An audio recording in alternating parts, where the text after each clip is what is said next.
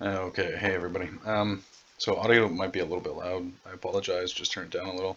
Um, did what I could to get this up and running. So what we've got here is Unity. I got a couple test scenes here. And basically, I just wanted to show you where I'm at. So this is my little dude. I know that some of my layers aren't working and stuff or whatever there, but so I've got a Cinemachine camera that I have attached, the virtual, so it mirrors the main camera, and then the options in here for, I guess this. It's going to follow the player, and it's going to look at the right hand, so I can actually change, where's my player? Here's my player. So I can change that like that, so that it doesn't follow the mouse anymore. And let's just, let's go like this, okay. And like that, there we go. So basically what I've got is, I've got these little monsters, they run around, you can beat the shit out of them, they've got effects on them. After so many hits, they die. I've got kind of like speed boost, which is supposed to be animated to a roll, right? The light on the character, which lights the environment. This is not working properly there, but I was testing a couple things, right? So we got borders on here. It's a small room map, and I think that's about it for this one. I did do a block feature, so left shift puts the hands out and they're blocking, but there's no script for it to do anything. So on my player over here, what you're actually going to see is the anchor is the thing that's in the middle that the hands spin around on. So you've got these two hands, and it's the hands that have the script. So the punching attack is on the left hand, and it comes out like this: punch, punch. And when it does so, if you watch the circle collider here, circle collider turns on and off. So the left hand isn't going to attack the enemy unless I'm actually going through the animation. So even if the hand were to touch, unless it's clicked and then it comes out, this turns on, the collider's there. You can see that if you go to the scene and we go to the player. I'll just mouse out a little bit. So circle collider on the left hand is off. Oops. But then I'm gonna go like, I gotta go like this and like this. Is that gonna work? No. How do I get my collider? Let's edit the collider there. So see how it's kind of like light green, but then when I click, it turns a bright green. That's the collider turning on and off, right? So the collider, even if I was to take this and, well, I can't move that, I gotta move this. So even if I was to do this, for example, and let's go find a monster. Did they all die in a layer? Okay, so here, so I'm touching them, but it's only when I click, right? So that's pretty cool. Then we're going to, so that's the punching scene, and then we've got the defending scene. So this one, it was just kind of like this square map that I had done. Nothing, no colliders or anything like that. It was just to give myself some reference when moving around. So I still have my attack because it's the same player. And then this is what I was using to test the defending action. So what I want to do is I want to have it, see the animation's kind of fucked up. A lot of stuff to fix and learn, but so when I click, they go out. When I let go, the animation ends. If I click once, it goes out and it defends and then it comes back. So I can push and hold, and that's represented by just getting the key rather than getting the key down, which would be like get mouse button down, right? So just getting the key is the left shift being pressed. And I set it to a bool rather than a trigger because I don't want it to trigger on and then subsequently come off. So it's either it's active or it's not. In this case it's active, otherwise it's not active. So that's that. And then we've got dungeon generation. So this scene here, this grid has the code on it, which I pulled from a GitHub and stuff, all being used the way that it should be and whatnot. There, I'm being nice about the stuff that I use. So this, what it does, creates this grid, or creates this this map. I'm not going to go explaining exactly how it works, but these monsters are my attempt. They're not being shown right now, but they're my attempt at learning how the generation for this functions, so that I can see if when a room is created like this, if I can place monsters in here, if I can go through the code somehow. But in this dungeon generation code, which is relatively simple actually, basically you have you know, the start stuff, whatever there. But okay, so fill walls. Where did I put my monster?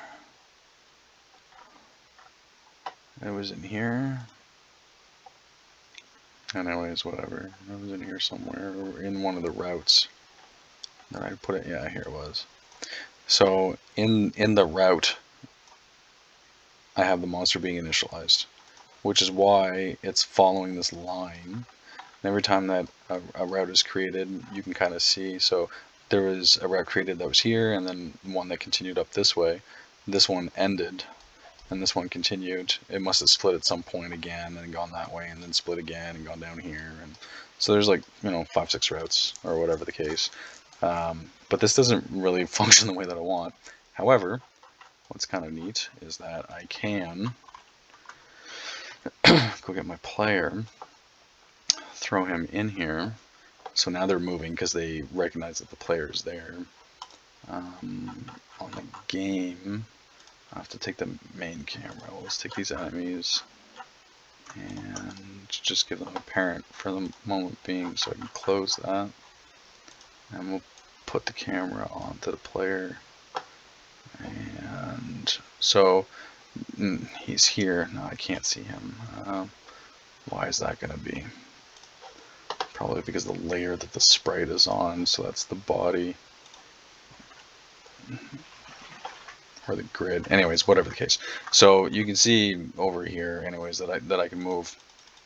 And, you know, some of the punching and stuff still works because this was me testing the dungeon. And I can't walk into the walls, right? So that was kind of what I was testing on this one.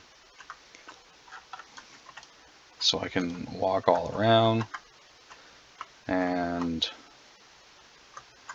there we go. We have a dungeon kind of thing, right? So that's what I was testing on this one. So what else do I have here? Did I click that? Okay. So, assets, scenes. We've got another dungeon here. I think it's this one. And I'm not sure if it's functioning properly right now. Is it? Kind of forget. Oh, yeah. So this one, dungeon, completely different. I haven't really looked at the code too much, and basically it just takes a wall and a floor, and it paints as it kind of like drunkenly walks around. But I haven't really looked at the code too much. But it's a little bit more complicated than the other one, I think. The other one just doesn't... I'm still not good enough to understand how all this works, but anyway, so I got 2 of those, and I got the punching and the defending, and that was pretty much it. What's this new scene? I forget what this is. Oh, that's just nothing. Sample scene was me when I was doing some of the development, and then the punching is this one. So that's basically where I'm at right now.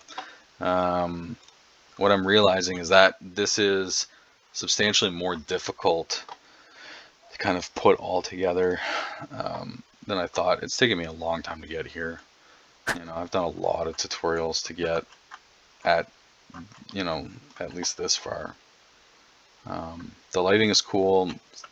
Some things that I know how to do, for example, I can put a, let's say like a point light, and I can,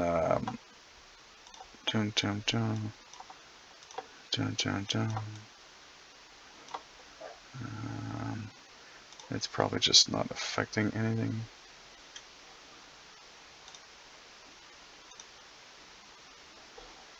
Oh, whatever. Anyways, I can put lights, and then I can have my character, the avatar. This is something that I learned. You go into the body, sprite renderer. Needs to be there. You add the Shadowcaster 2D, and you can edit the shape of the character. So I can go like this, and I can add some little blocks or whatever there. Let's say if my character was kind of like differently shaped or whatever the case. And then when I walk around, if there's a light in the scene, it'll cast a shadow as I walk by it. I just want to know why this point light isn't working. Maybe it's not a lights 2D, that's why. Point light. And we're going to take this guy and we're going to move him, let's say here. And we're going to make sure that he works on all layers. We're going to turn up the intensity and the radius. Let's say like so. Yeah, I think that's how I'm supposed to be doing it. And then over here,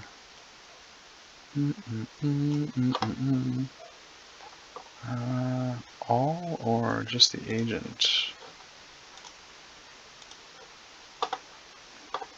Kind of forget, and I don't know if I gotta bake it. No, I don't have to bake it. Anyway, so I'm still kind of learning and messing around with this stuff. No, it wasn't the shadow. I know it's got to be on the agent, but it also has to be on like the floor in the background and all that stuff. So that when I walk by it, or maybe it just can't be on point. Fucked if I remember. Anyway, so it was kind of cool. You walk and then so the light's here and then it casts a shadow on this side because it's being blocked by the avatar. In this case, it's not doing a goddamn thing. Oh, there we go. I had to set it all. Okay. So there we go. Right. So I think that's kind of cool. You can take lights and put them on the walls, and then your character walks by. And so you can see how, like, if I put some of this together, I wish I could like defend or like block something. So if I was to put it all together in a scene, which is kind of what I'm going to attempt doing, I'm going to have some lights, and then I'm going to run around. It's going to be all like shadowy, and then the character's got a little bit of light, like a little bit of yellow on them, right? Attack the monsters, defend from the bullets, dodge some shit, and then with the scenes, I'll be able to have kind of like an exit. So if we head over to my tile map. Oh, I can't move this or what? Oh, whatever. If I switch over to this, I've got some of these guys, right? So I'd be able to paint those on. He can walk up and down the stairs or, fall in a hole or whatever the case. Got some doors, so I could slap a door in. Is this going to look like anything if I... because I don't know what layer it's on. It's on the collider. That's on there, right? So then I'd be able to walk to the door, maybe go to like another, section of a dungeon or whatever the case, or have this that I can click it so I can open it up. I know how to do that. So I can put one of these little guys and, paint him on here and be like, oh, you've got to click this in order to open the door or whatever the case. And with all the colliders and stuff like that, I could do some lava shit. But anyways, there's a lot of things that I could be doing, but just not really sure what I want to focus on. Anyways, that was it. Just want to show you some shit.